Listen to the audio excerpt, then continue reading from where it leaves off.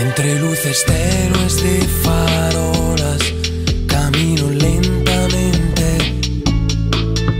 y mi sombra que se alarga y te alcanza yo cerca de ti. No es tan fácil el hablarse cuando el tiempo no basta jamás. Estamos en un momento en el cual es crucial intentar mantener la calma, pero sobre todo, y eso sí, lo recomendamos, no perder los papeles.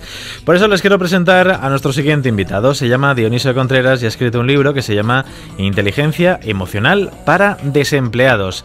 Dionisio Contreras, buenos días. Muy buenos días. ¿Cómo estamos? Pues muy bien, ha amanecido aquí un día precioso en Sigüenza desde donde os hablo y la verdad es que muy contento con este solecito. Bueno, hay que saber un poquito la historia de Dionisio porque tú eres nacido en Soria, pero bueno, dijiste, me voy para Guadalajara. Bueno, lo dijeron por mí mis padres, son 2 añitos. Entonces me trajeron aquí a Sigüenza y bueno, luego he vivido en Guadalajara capital también, pero bueno, ahora mismo resido otra vez en Sigüenza. Bueno, pues bienvenido al programa porque te has puesto en contacto con nosotros para ofrecernos una historia, una novedad, un libro que se llama Inteligencia Emocional para Desempleados. Ajá, así es. Así es.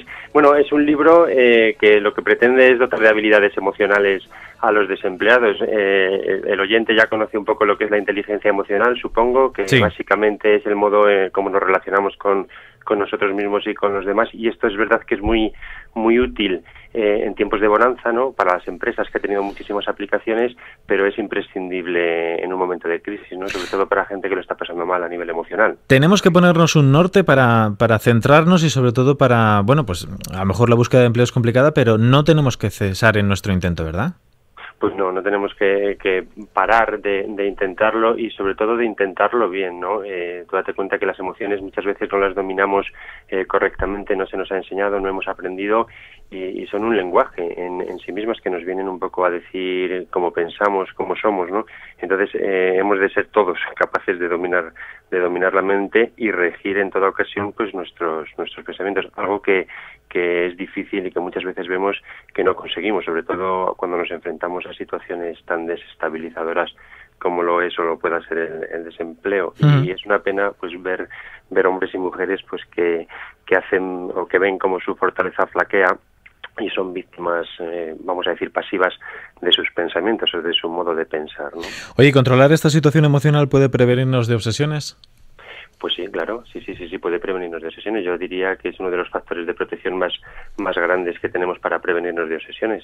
Por ejemplo, muchas obsesiones ligadas con el empleo. Uh-huh. Cuando no tengo trabajo, muchas veces una persona se obsesiona con que ha perdido su estatus, ha perdido de alguna manera su naturaleza o su esencia. Y esto es totalmente incierto. Uno no deja de ser Antonio o Patricia por mucho que no tenga trabajo. Entonces, esa obsesión en la que muchas veces entramos, una de ellas, ¿no?, acabamos de decir, pero es complicado luego de superar cuando te ha vencido a ti. Oye, ¿sobre qué pone la mirada este libro? ¿Cómo podemos vertebrarlo?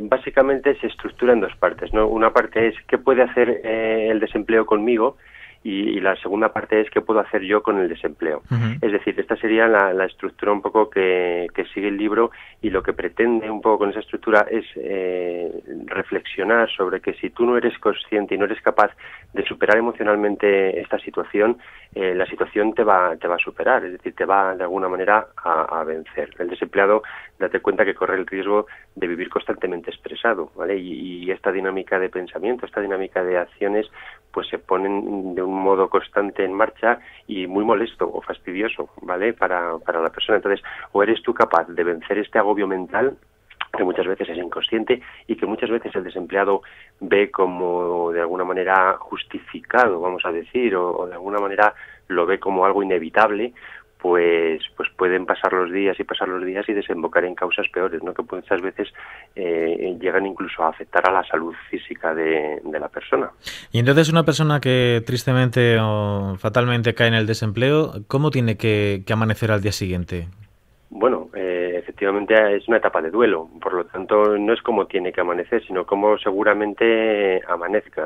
Tiene que pasar por una fase de alguna manera de resistirse o de rabia, ¿no?, de resistirse a su nueva situación, pero posteriormente él tiene que responsabilizarse de esa situación emocional, sobre todo en lo que a las emociones se refiere, y poco a poco intentar con una actitud que le prevenga de aspectos un poco indeseables, pues empezar un poco a adaptarse a la situación que le toca vivir, ¿no? Si no es capaz de ir progresivamente caminando hacia etapas de adaptación, lo más seguro es que acabe en una situación de depresión, de angustia, lo que muchos psiquiatras ya están empezando a dar a conocer como el síndrome del desempleado, ¿vale? Que es de alguna manera un síndrome parecido al síndrome de burnout, del síndrome de estar quemado en el trabajo.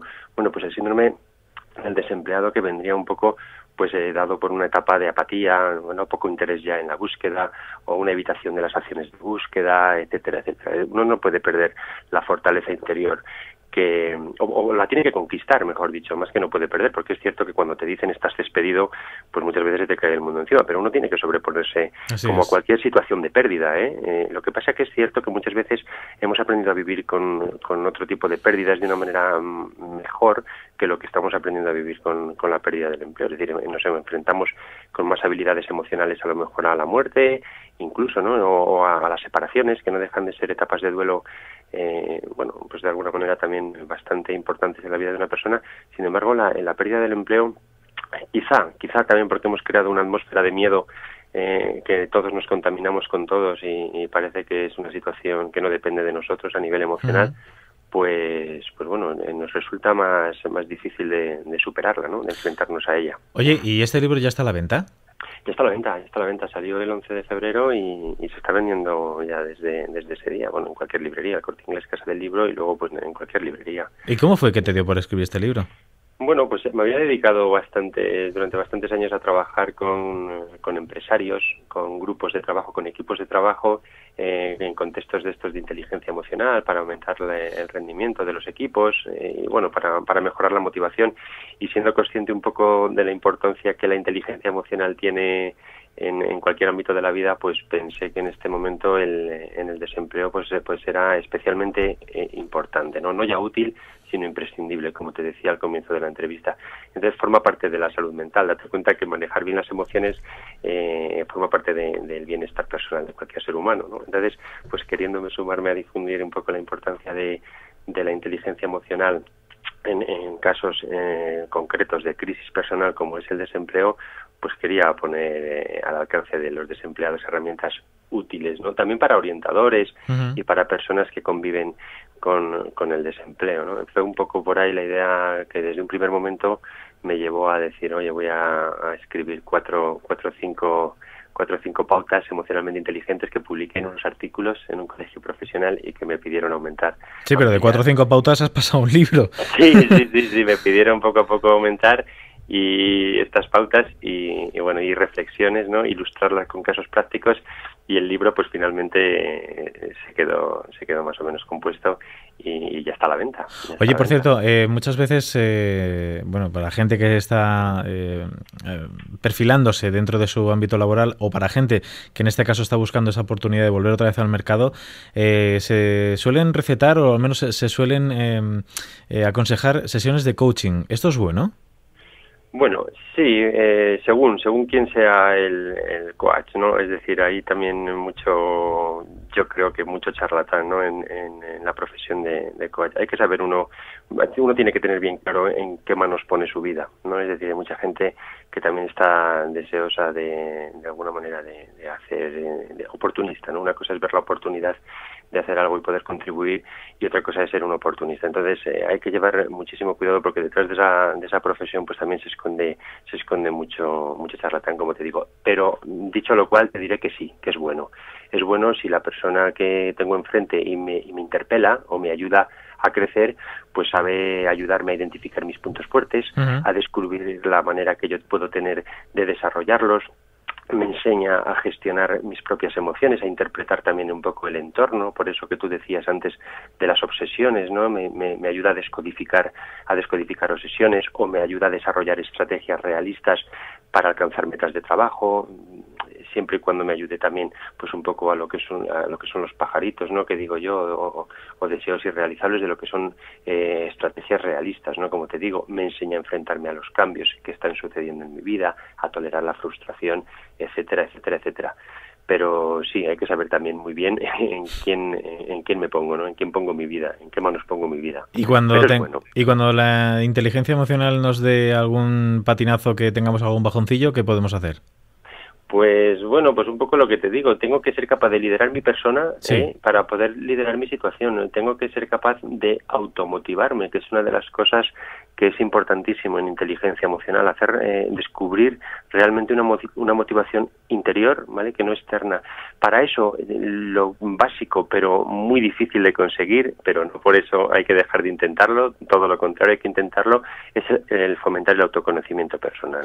Es decir, uno tiene que ser capaz de identificar sus propias emociones, sus propios sentimientos, para luego poderlos expresar. Date cuenta que una de las cosas que se nos ha enseñado poco, además, podemos recitar, muchos de los oyentes que nos estén escuchando quizás sepan recitarnos los Reyes Godos y sin embargo somos pocos capaces de identificar nuestros propios sentimientos, ¿no? Así es. No te digo ya nada expresarlos.